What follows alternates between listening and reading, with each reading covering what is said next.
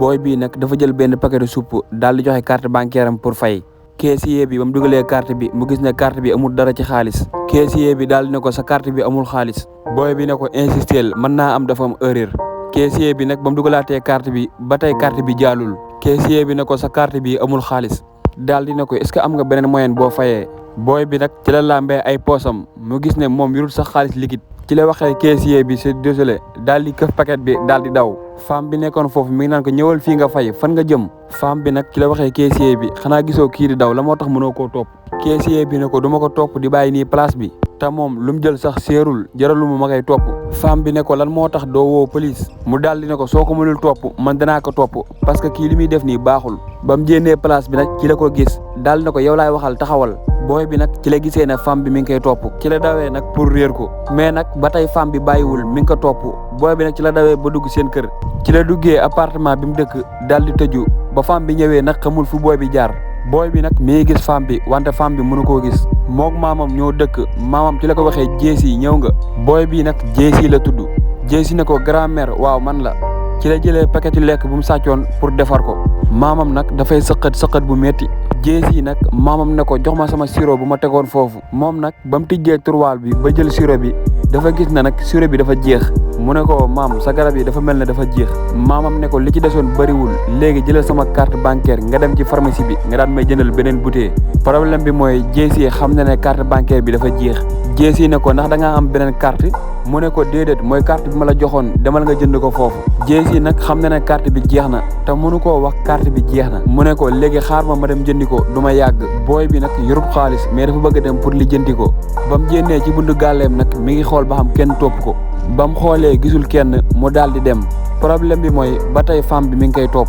femme bi nag dafa yaakaar na jeesi sàcc la dafa bokk ci groupe jeesi si la ñëwaatee ci beneen place ci la fa gisee garab bi nga xam ne moom la ko maamam yónni ba mu jëlee garab bi ba xool ko ba gis ne garab bi la soxla femme bi nag mi ngi nëbbatu foofu di ko gis moom nag ci la xamee ne am na ko koy topp ba mu jëlee garab bi bay dem nag ci la taseeg femme bi mu ne ko taxawal xamoon naa ne dinaa la jàpp ci la tourné pour daw réer femme bi ba mu tourné nag ci la yem ci police ndekete femme bi dafa woowaale police booy bi ne ko lan nga may jàppee lan laa def policier bi nag ba mu lambee poos yi ci la fa gis benn boîte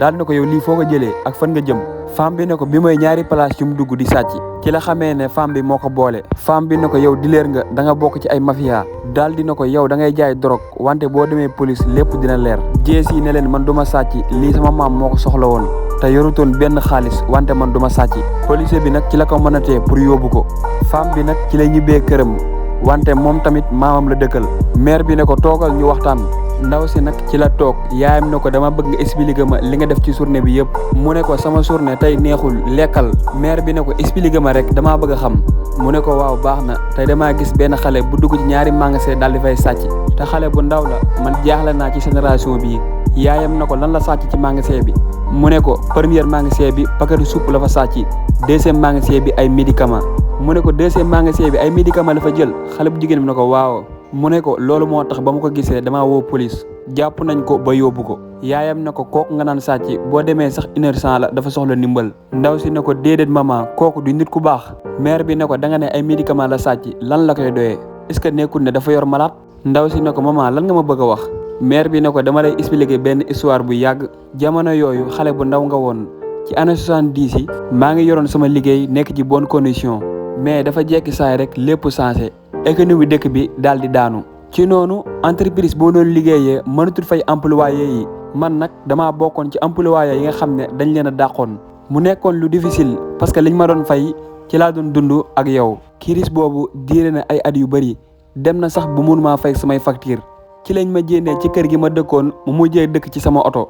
demoon naa ba lu ma yoroon ci dund lépp daal di jeex benn soir rek laa amoon mooy dugg si magasin yi sàcc luñ dundee moment yooyu métti woon na trop pour man ci laa dugg ci supermarché bi daal dafay sàcc ay ravitaillement def naa ko ay yoon wante benn jour dañ ma cay jàpp maire bi ne ko ba ma koy def nekkutoon lu ma neex wante loolu laa mënoon a def pour dund xale bu jigéen bi ne ko maman loolu nekkul sa tayeef loolu da nga koo def pour survivre daal di ne ko ñaari situation yi bokkul booy bii sàcc la te yow da nga koo defoon rek pour mën a dund